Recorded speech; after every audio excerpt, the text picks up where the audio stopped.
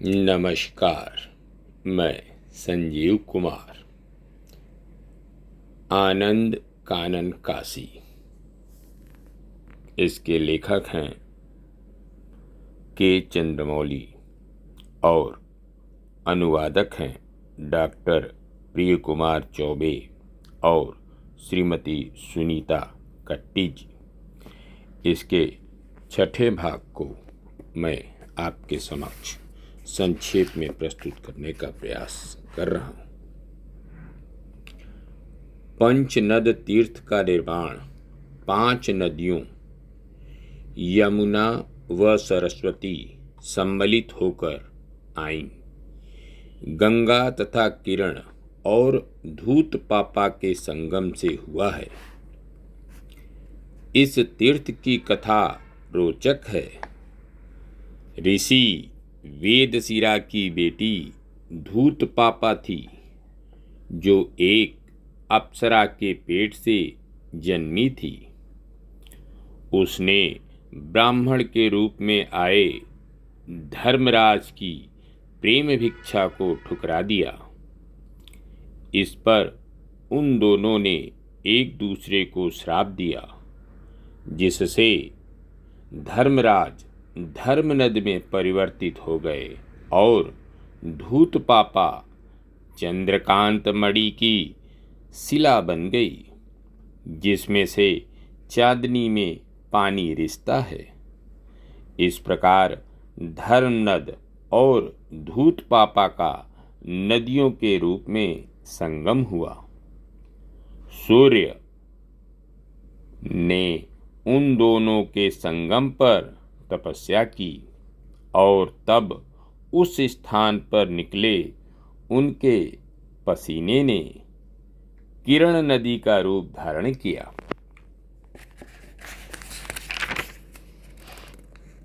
बाद में गंगा, यमुना, सरस्वती उनसे आ मिली और पंचनद तीर्थ बना।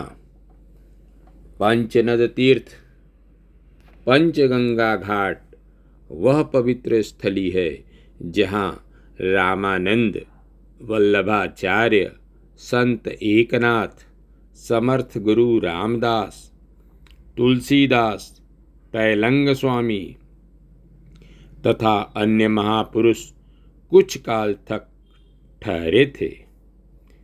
कबीर को भी यहीं पर दीक्षा मिली थी।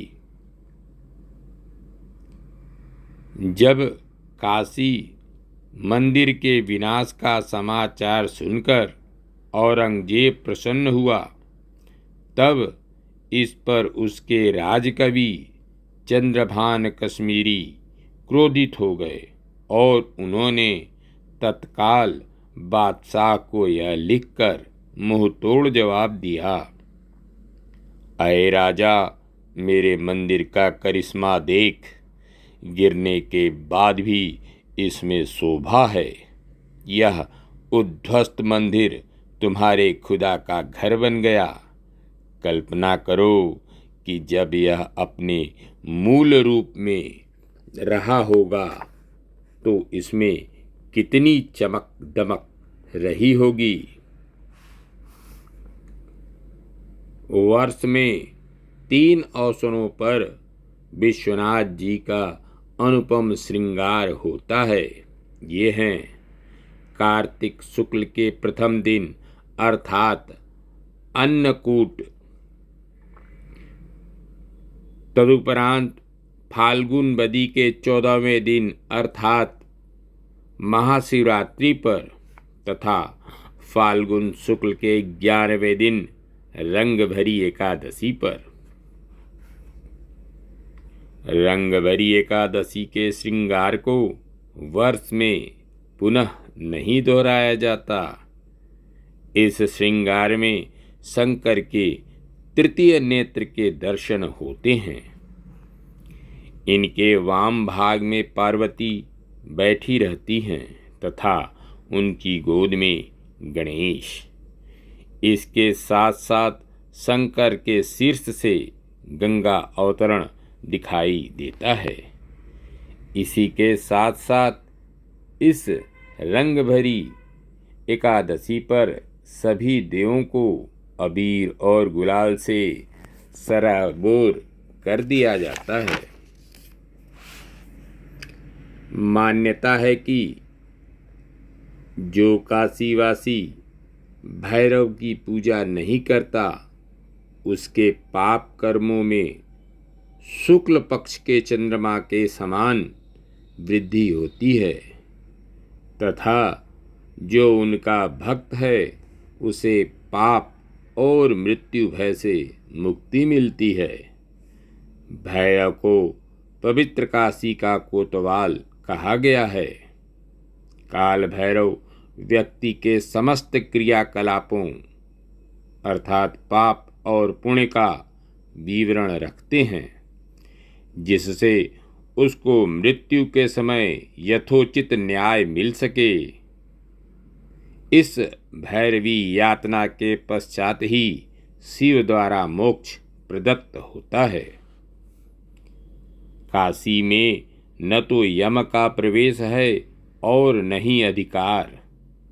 जहाँ भैरव को ब्रह्म हत्या का दंड भोगना पड़ा था उस कुल स्तंभ या लाट भैरव पर प्रत्येक पापी को दंड भोगना पड़ता है। कोतवाल के साथ साथ भैरव काशी के क्षेत्रपाल भी हैं। गले में नरमुंडों की माला धारण कर तथा हाथ में मोर पंख का दंड लेकर भैरव दैत्यों को तथा पापात्माओं को दूर भगाते हैं। विश्वनाथ मंदिर में भैरव द्वारपाल के रूप में उपस्थित रहते हैं। प्रत्येक माह का 8वां दिवस भैरव अष्टमी के रूप में मनाया जाता है। मान्यता है कि यह वही दिवस है जब काल भैरव ने काशी में प्रवेश करके स्वयं को पाप मुक्त किया था। जिस प्रकार दंडी सन्यासी शंकराचार्य पीठ से संबंधित होते हैं उसी प्रकार परमहंस सन्यासी अखाड़ों से संबद्ध होते हैं। काशी में परमहंसियों के 3 अखाड़े हैं, जूना अखाड़ा, निरंजनी अखाड़ा और निर्वाणी अखाड़ा। संत कबीर किसी पृथक संप्रदाय के पक्ष में नहीं थे, परंतु उनके अनुयायियों ने कबीर पंथ नामक नए संप्रदाय का आरंभ किया। कबीर पंथियों का मुख्य केंद्र कबीर चौरा है। इस स्थल पर कबीरदास की टोपी तथा पादुकाएं सुरक्षित हैं। कबीरदास के 4 शिष्य 4 कबीर मठों के संस्थापक बने। इनमें से सूरत गोपाल कबीर चौरा मठ के, जग्गू शिवपुर मठ के, धर्मदास लहरतारा तथा राजौरी मठों के संस्थापक थे। धन्यवाद। नमस्कार। शेष अगले अंक में।